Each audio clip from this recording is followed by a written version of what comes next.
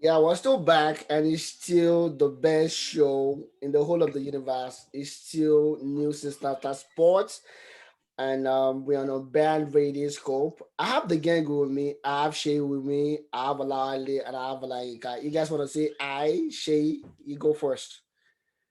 Hello, Sport World. You're welcome to the show today. Alali.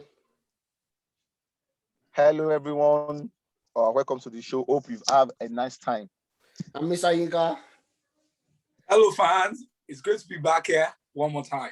Yeah, you see, it's Liverpool's jersey, so it wants to show us that they won the Champions League six times.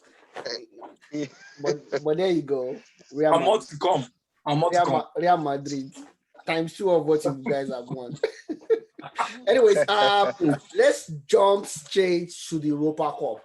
That's where we're going to be starting from today, as against the norm of starting with the best of the rest, and going straight to Europa Cup. We all thought it's going to be a straightforward thing for Manchester United. They had the squad. The formation that Ole Gunnar Solskjaer paraded that day cannot be faulted in any way. It was all attack. There was a balance in the team. Scott McTominay played perfectly well. Pogba grew into the game. Of course, Rashford should have killed the game for Manchester United in the regulation time, but he couldn't, right? Which is no fault of Ole Gunnar Solskjaer. But on the flip side, this is a guy that has Donny van Beek on the bench. He has a couple of other guys on the bench as well, and decided not to bring in anyone up until the second half of um of the Extra time. extra time, Extra time. bigging on Fred first. Like he wanted to show off things and playing in a penalty, which is surprising if you ask me. Overall, Olainka, I'll start with you on this one. So let's start with you. How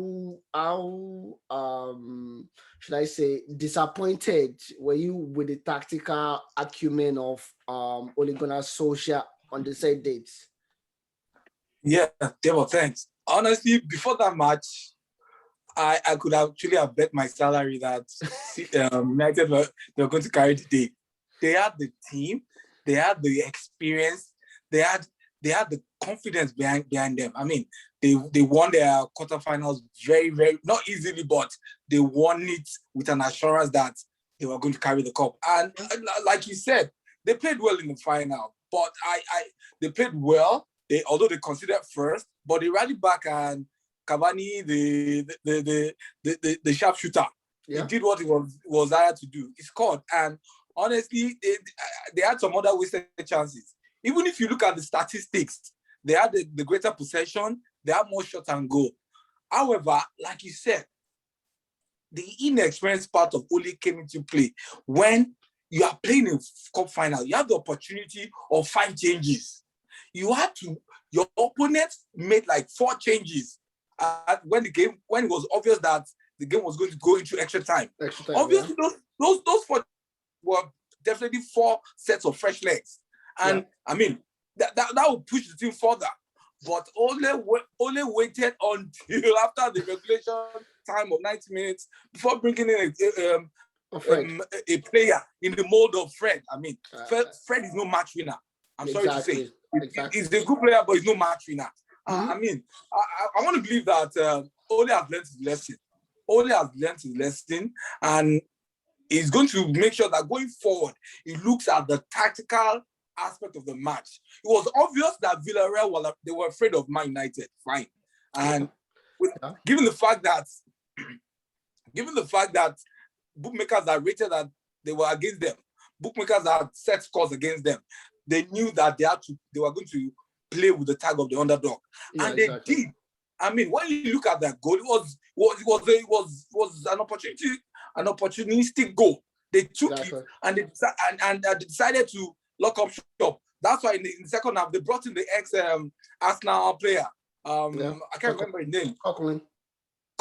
They brought him on to kind of slit up in the middle, and to a large extent they were successful, because after that United didn't seem as if they were interested in scoring. You have to give it to both sides. You have to give it to both sides. The Valeria players, they were ready to spill their blood. And one even almost did because he had the bandage around his head, one of the defenders. So all in all, it was a good game. But I want to believe that Unai Emery brought his experience to the fore.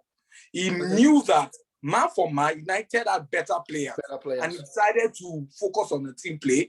He was able to drag his team over the 90 minutes and 30 minutes extra time. And when it came to penalties, it was extraordinary. It was obvious that they probably might have trained for that. Yeah. Olali, so I'm gonna go for you now. Bruno Fernandes, that was definitely not his best game for Manchester United. Is it safe to say now, once Bruno does not come to the party, we have more problem with Manchester United, or it's just a one-off, and we have more match winners in Manchester United that Ole cannot just see, because it looks like he does not trust his bench. You had Amand, you had James, you had Alex Telles, amongst other people on the bench, but he just could not make that decision. Your thoughts? Yeah, I quite agree with you. Well, Man United, most part of this season, any time Bruno Fernandes is in top form, they are most likely to get the results. We've seen that the squad struggled a lot when he's not in form. That is partly due to some couple of things. Okay. Paul Pogba is too inconsistent. You don't know the Pogba that is going to show up on night-to-night basis. It's a problem. True that. On the other point that you've actually made is, I think there are two things. Ole might not trust his bench on one hand. The number two thing is, what does he actually have on the bench? That's where I'm a bit very mad with him with the signing of Donny van de Beek. That was your main signing last season. Yeah. I don't think Donny van de Beek. I don't think he has given him enough playing time for you to say this guy has not showed up. Yeah. Donny van de Beek has not played 30% of the minutes that Timo Werner has had for Chelsea. Yeah. Timo Werner has had a lot of stinkers season, but they still continue to play him. It's the big money signing. Yeah. So for somebody you've not trusted for the larger part of the season, you don't expect him to trust such a player at the finals. And for Ahmad, as far as Ole Gunnar Solskjaer is concerned, he's probably for the future. Keeping him for the future. He doesn't believe it's for the present. But looking at the game critically, like you pointedly said, I don't have any issue with the starting lineup. To be fair to him, I think probably that was the best he could have probably put forward on the night. United dominated, but one key problem United have continuously had this season is their inability to break down teams with low defense, with a low block defense. Like United had more success when they play against teams flying up that plays high line and this. They've struggled, which means there is a bit of creativity problem with that team, which needs to be answered. I look at the crop of the players, they have a lot of players that you think creativity shouldn't be their problem. Yeah. My number two problem with them was you dominated this game up to, let me say, to the first half of extra time. And the worst player on the pitch was Rashford. You kept him throughout. And you removed a Greenwood who you could still have that. It might not be on the that game was not probably Greenwood's best game, but if you still keep him on the pitch, you still trust yourself that if you could get a one or two chance, you could do something. Why do you keep Rashford for that long? Then for a game you are dominating, what do you need Fred for? What do you need Fred for? Immediately Fred came into the game, United lost direction. Lost the balance.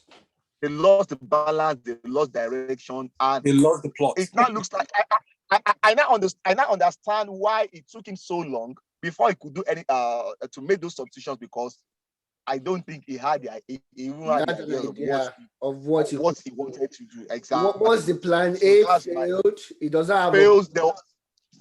Nothing again. Nothing again. Shay, I'm gonna come to you now from a goalkeeping angle. We know goalkeepers have the best penalty kicks. I can remember Dida, Chilavert, Giorgio Campos, amongst other guys. They play penalty very well. You know, Yeah. is it more or less about disinterest on the side of the hell, or I don't know, or he was just not in top shape mentally for the finals because his penalty was bad. I understand the fact that it's more difficult for keepers to keep out penalties right now because they have to stay on the line, right? Compared to the Yeah. back in the days where you Yes, can yeah. do a deck. A little bit over the Yeah, line. exactly. Is it more about that, or it was just not mentally prepared? Because the penalty it looks timid, and it looks like Manchester United actually prepared for penalties. Well, the issue with the particular final, I think personally, I think it was their preparation, and for me, that is what I could see. Let me start from your question, which is the goalkeeping aspect. Yeah. A little bit, I think they did not actually train the goalkeepers for penalty. Because if you know that De Gea was actually not good at taking penalties, there is opportunity to go over and over it with them. There's opportunity for them to know the goalkeepers they are going to be facing and know the weak point and the strong points of these goalkeepers, and let De Gea understand that you have to hit this ball very well to this side. Forget about the rest. Knowing that if the keeper even goes to that place, you have probably 80% chance of scoring, if you understand what I mean. Yeah, but 100%. It shows that probably the players trained for it, but maybe they only left the goalkeepers for the keeping. Think probably the shootout will not get to that point. That is that's one of the things I think I could see in that particular match. Now, entering into the match itself, I've hardly seen coaches enter into a final with only a plan A without plan B. It doesn't matter who you are playing. It doesn't matter if you are the Giants. It doesn't matter. Even Guardiola is going to have plan C. But Guardiola started anyway. Guardiola is another pot of kettle. We'll get to that. So let me just continue with Ole. I think Ole was very, very wrong going with that team list. I know Olawale said is not that the starting lineup is okay by him. Yeah. I think it was silly as far as I'm concerned. Really? If you are going to start a final without you making substitution in the first 90 minutes and you need a goal to win the match, that's a silly coach as far as I'm concerned.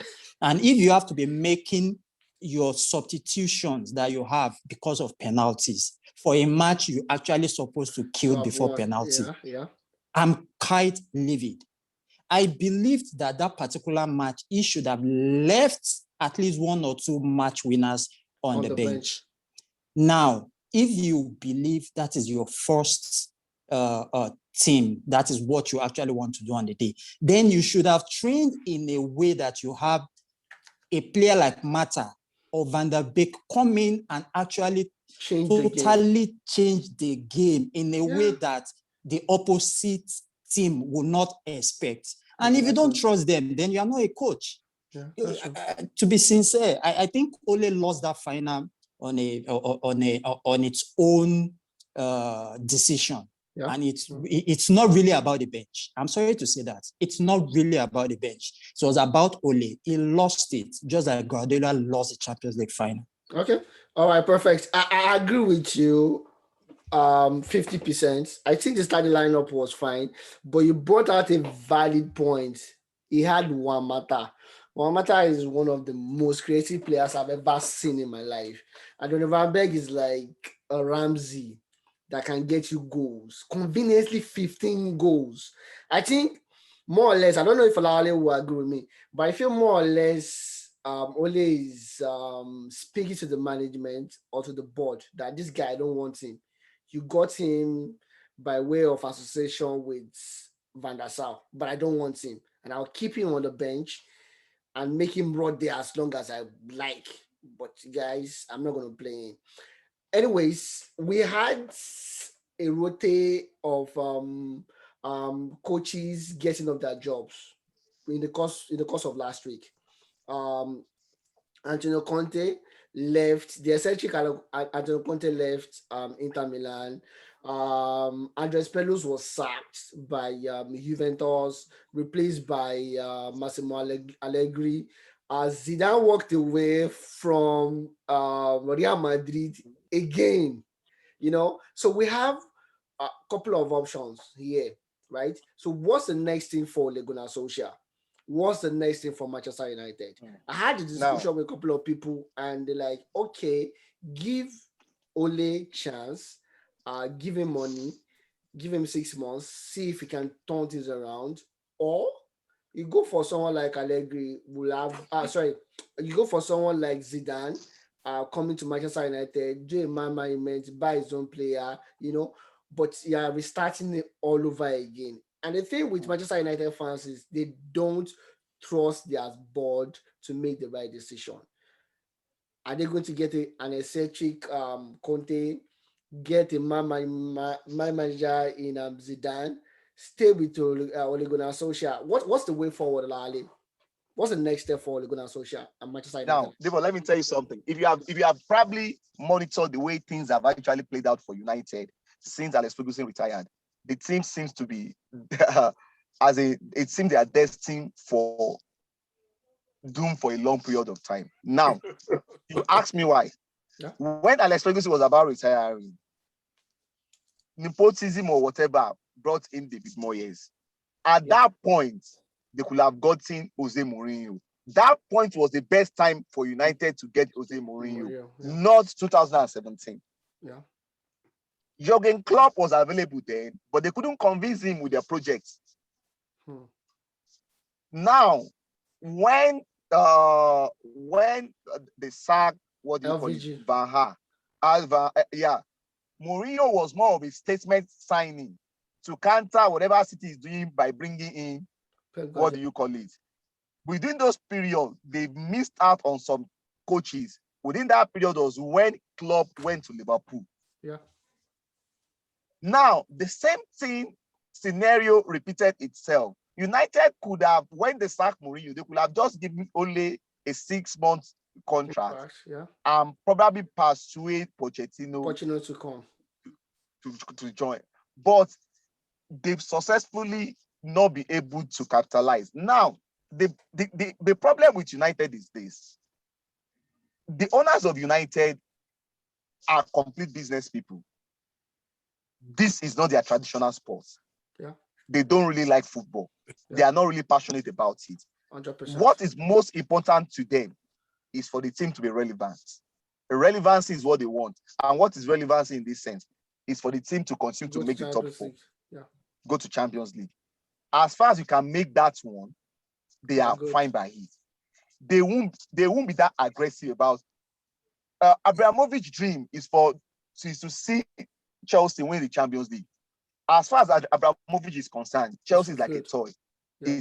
He can do anything he wants to do with it. The same thing with the guys from United Arab Emirates. So for these guys, so that is why, for me, they will not sack Ole as far as so far he can make those top 4 for them. And it's like, luckily for Ole, things are a bit shaping up for him. Outside Liverpool, Man City, and Chelsea, Tottenham looks like a lost cause if they lose Harry Kane at the end of the season. Yeah, sure that. Arsenal are still struggling. And Bill will probably go back to Real Madrid with Zidane. Real Madrid, and before you know, some might probably leave too. To Bayern. Then so the 4th spot might be available for United to get for free. So we might be here for longer than most United fans may likely want him to be. Let me give you one particular scenario that Mark Odegaard probably shared with, I think, was it, I don't know, on that podcast. He said there was a particular tournament United has got to the final. These guys, the Glazers brothers, they were more content. They will be content if United lose in the finals, because what they will lose in prize money, the difference between them finishing second and winning the competition, like what they will lose in prize money is not that significant compared to if they win and the amount they will pay out as bonuses to players. That's to tell you their mind. That's to show you their own mindset. Wow. So you don't expect these guys to be this aggressive about want to win. They just want to be relevant. Okay. And they have a coach who is happy to keep the job, who will not criticize them in the media, who will take anything that is thrown at them. Unlike Mourinho. Exactly. Unlike Mourinho. So United are in a bit of a fix for now. All right. Sheyi, a United fan as well. Do you agree with Olawale? At this point, is this still going to be an Ole, or probably we'll see a Zidane coming up for you guys? Well, Olawale has said it all. I think we're in for a long run with Ole, unless everything capitulates in the next 6 months. Wow. Exactly. Wow. Okay. She just summarized what Olawale said. Okay, and of course, from there we'll move to the final of the Champions League. I don't even know where to start. Okay, when I saw the lineup, I sent out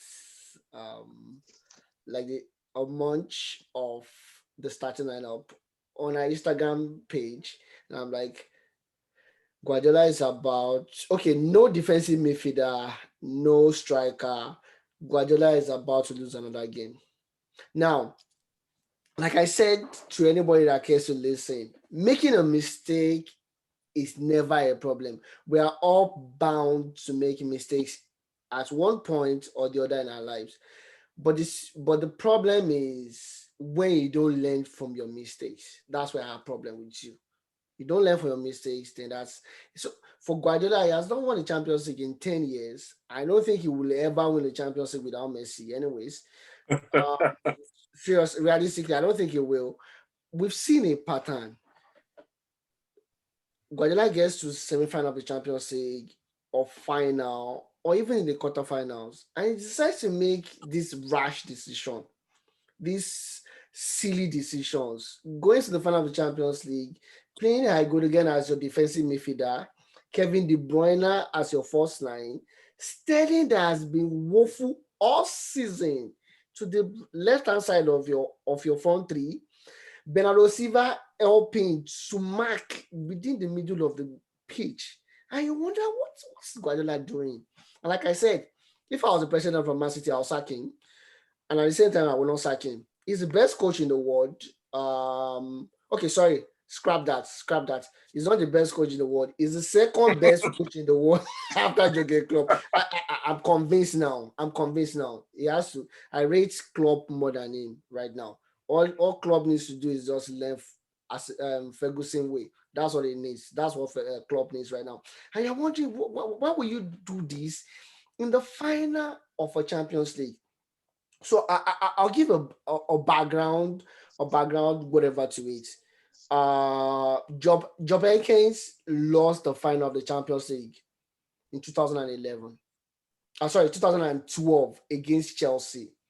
You couldn't have said Bayern Munich did not deserve to win on that day. They deserve to win, but they did not. And they learned. And what did you do the following season, Lawale? He brought in Javier Martinez to the middle of the park and he stabilized the team. This is a guy that has Fernandinho, Rodri, that can stabilize his midfield. You have probably the best creative midfielder in the whole wide world right now in KDB to roam in the front of Rodri or Fernandinho. You have Gundogan that can ghost like Frank Lampard and scored all those invisible goals, and you make him defend. You make KDB go to the first line, and I'm wondering. Okay, I'm gonna go. I don't want to ramble so much because I'm pissed as Guardiola.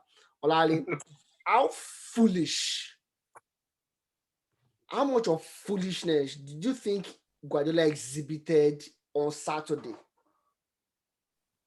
Guardiola has always been foolish. Since let's see. It's not easy for you to come from what do you call it from the academy or reserves. Okay. And you became what do you call it the first team coach. Yeah. The first team coach, and you won the Champions League in the first season. Wow. You won it twice in 3 years. Yeah. With probably a once in a generation set of players. It will get to you. Sometimes it makes you feel like on top of the world. There's one exceptional touch about you. Since that time, Guardiola has started making mistakes. But of this season, we saw somebody that seems to have probably learned more from his mistake. Yeah. But what Guardiola did was to now pile up all those mistakes he should have been committing throughout the season. I'll bring you to the final. And just bring everything to the final and decide to decide to give Chelsea the victory and make my whole weekend miserable, because it was a miserable. You can't watch. You can't go to Facebook. You can't go to Twitter. Chelsea fans are there to kill you. They went to church today for Thanksgiving. Exactly. Church. They went to church. Chelsea fans. That's what they do. They went for Thanksgiving. Imagine, and whose fault is this? It's Guardiola. See, I was on the road coming back home, rushing to come out to meet up with the game. I heard the lineup. The first thing that came to my mind was, why on earth is Guardiola not playing a holding midfielder? We've seen that even in those games that Kevin De Bruyne was not available for him. Yeah. They did very well with a Rodri, Golden Hand, and Bernardo Silva, or Rodri, Golden Hand, Foden, depending on how you want to mix it up. Mm-hmm. So I wasn't expecting him to make any. This is a system that has worked for you throughout the season. There's something about football at times.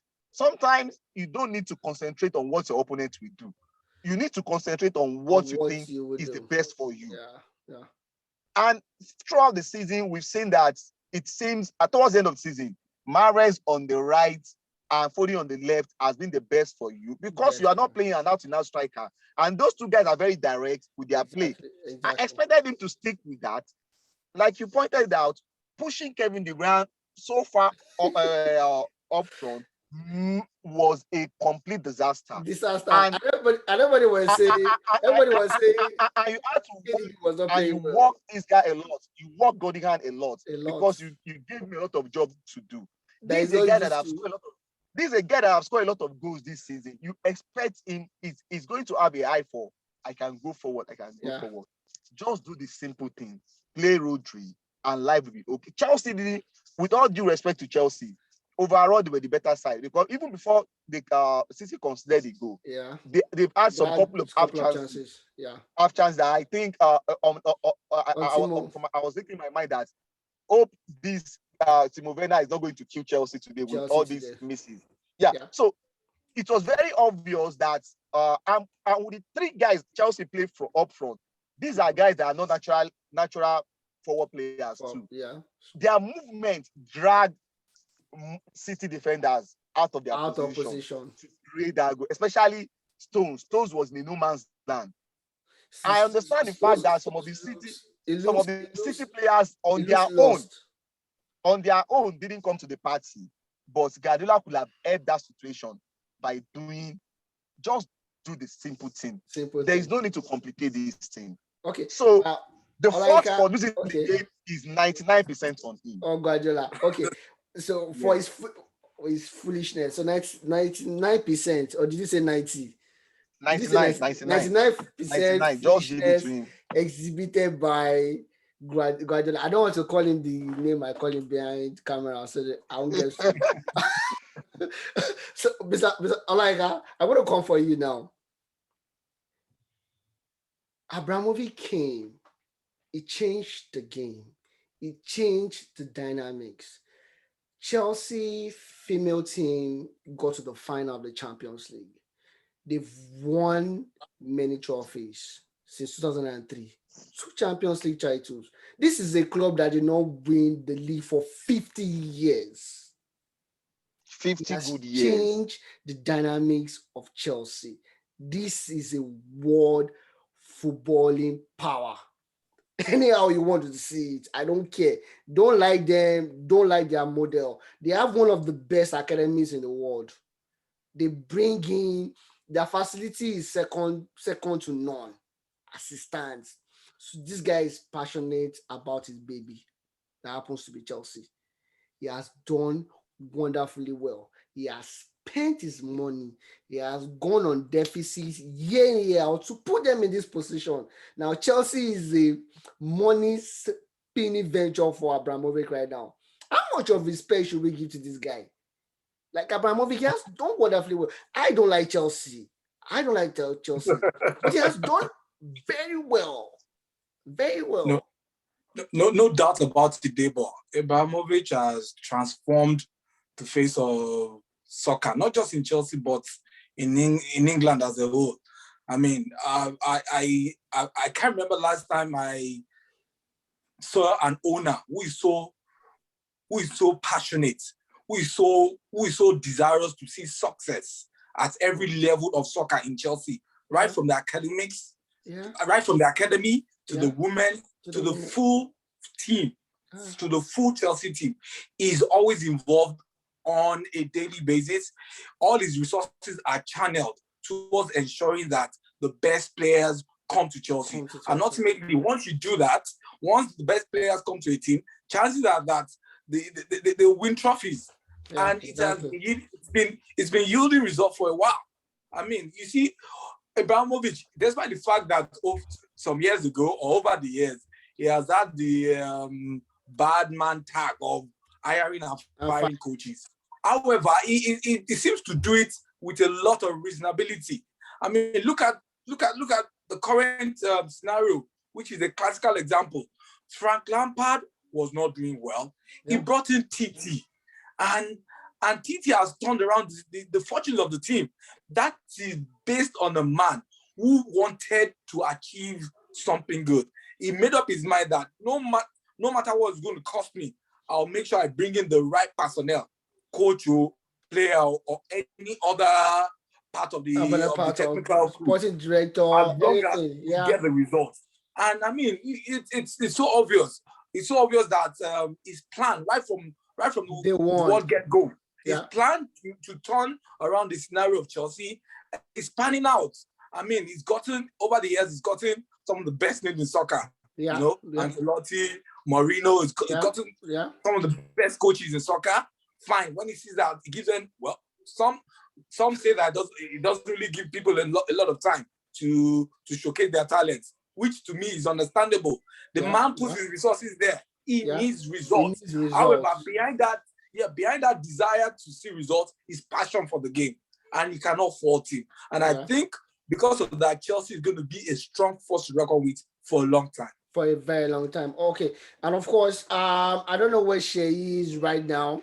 So Olari, I'm going to come back to you. Olari, can you just face us, please? Sorry. Sheyi, are you back? Yes. Okay, so I'm going to come for you now, Sheyi. Thomas Tuchel.